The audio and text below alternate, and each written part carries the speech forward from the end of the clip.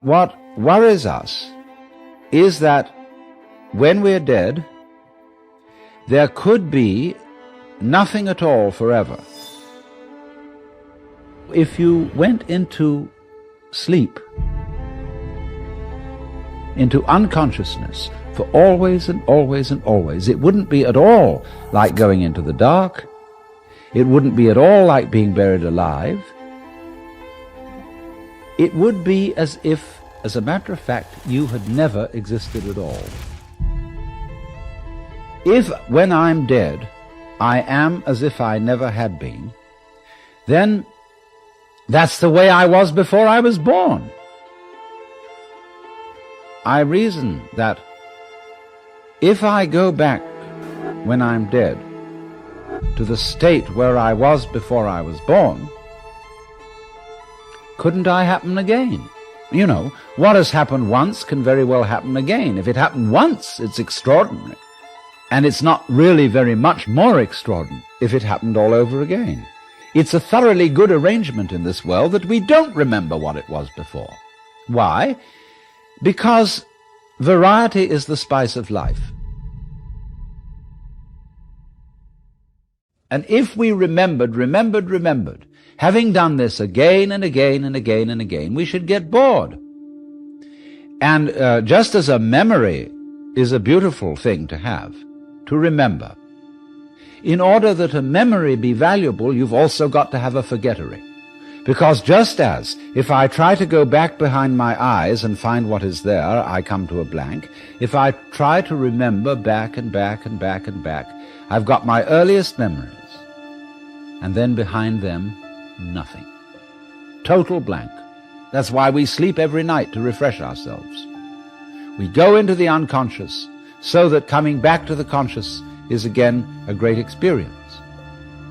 Well, when that's gone on long enough, when day after day we remember the days that have gone before, even though there's the interval of sleep, there comes a point when really, if we consider what is to our true liking, we will want to forget everything that went before, so that we can have the extraordinary experience of seeing the world once again through the eyes of a baby, so that it's completely new. We have all the startling wonder that a child has, which we can't have if we remember everything forever.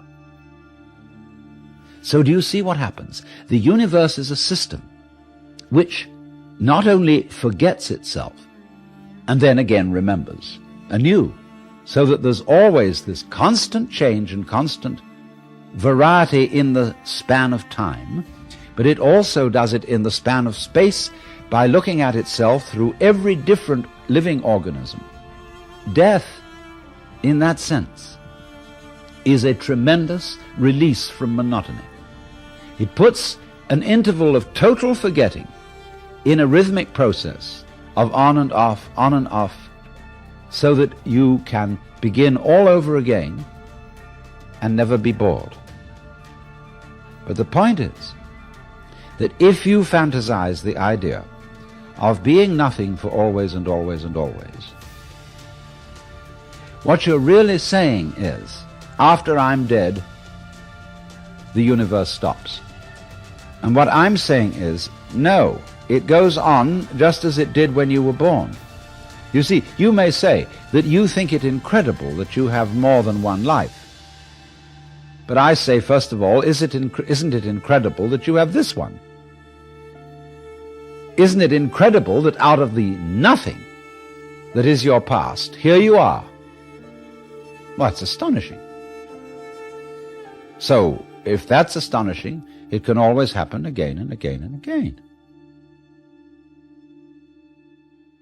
The ambition that many of us have, especially in an age of technological competence, to have everything under our control, is a false ambition, because you've only got to think for one moment, what would it be like if you did really know and control everything? Supposing we had a super colossal technology which could go to our wildest dreams of technological competence, so that everything that is going to happen would be foreknown, predicted, and everything would be under our control. You see, you can't experience the feeling you call self unless it's in contrast with the feeling of other. It's like known and unknown, light and dark, positive and negative. So then, isn't that the arrangement you want?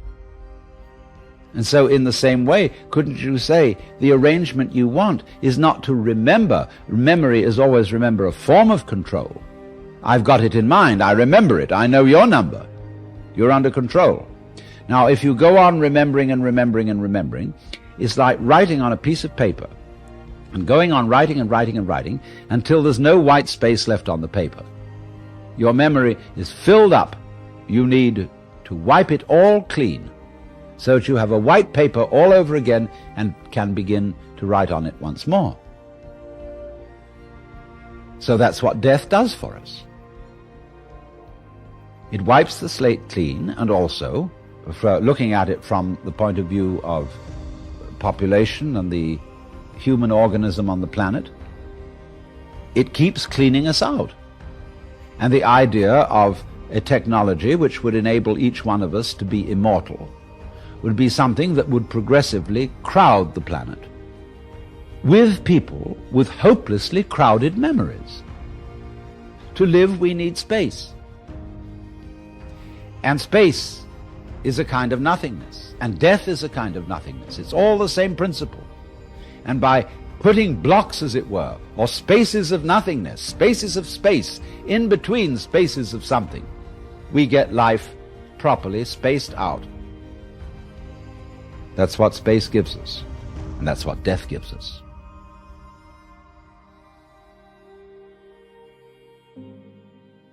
You will see that this nothingness, if you followed my argument, is something, as it were, you bounce off from again, just as you bounced in the first place when you were born. You bounced out of nothingness.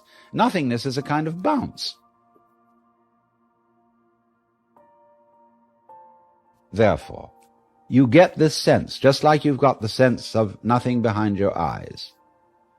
Get the sense of nothingness, very powerful, frisky nothingness, underlying your whole being. Then, with that sense, you can come on like a person for whom the rest of life is gravy because you're already dead. You know you're going to die. We say there's one thing certain, which is death and taxes. And the death of each one of us now is as certain as it would be if we were going to die 5 minutes from now. So where's your anxiety? Where's your hang-up? Regard yourself as dead already, so that you have nothing to lose.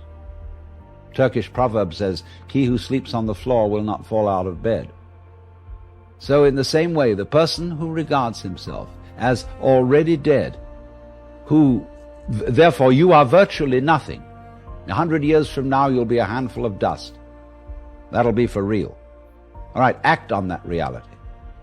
And out of that nothing, you will suddenly surprise yourself that the more you know you're nothing, the more you'll amount to something.